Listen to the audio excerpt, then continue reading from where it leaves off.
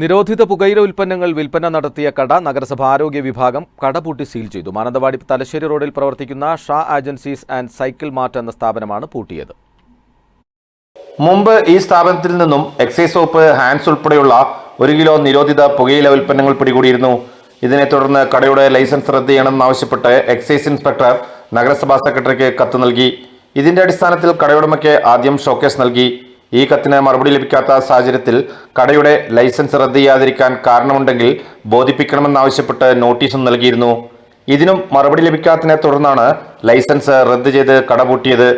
ഇത്തരം സ്ഥാപനങ്ങൾക്കെതിരെ കർശന നടപടികൾ തുടരുമെന്ന് അധികൃതർ പറഞ്ഞു. ഒരു KM ഹംസ എന്നതിൻ്റെ ഉടമസ്ഥയിലുള്ള ഷാ സൈക്കിൾ മാർട്ട് എന്ന സ്ഥാപനത്തിൽ നിന്ന് നിരോധിത ഉൽപ്പന്നങ്ങൾ പിടിച്ചെടുക്കുകയും അതിനെ തുടർന്ന് നഗരസഭയോട് ലൈസൻസ് റദ്ദ് ചെയ്യണമെന്ന് ആവശ്യപ്പെട്ട് എക്സൈസ് കത്ത് തരികയുണ്ടായി. കൂടാതെ ജുഡീഷ്യൽ ഫസ്റ്റ് ക്ലാസ് മജിസ്ട്രേറ്റ് കോടതിയിൽ ഈ വിഷയത്തിൽ കേസും നിലനിൽക്കുന്നുണ്ട്. അതിൻ്റെ ഭാഗമായി നഗരസഭ അതിൻ്റെ നടപടിക്രമങ്ങൾ പാലിച്ചുകൊണ്ട് സൈക്കിൾ മാർട്ട് എന്ന സ്ഥാപനം ഡിപ്പാർട്ട്മെൻ്റലായിട്ട് അടച്ചുപൂട്ടുകയുണ്ടായി.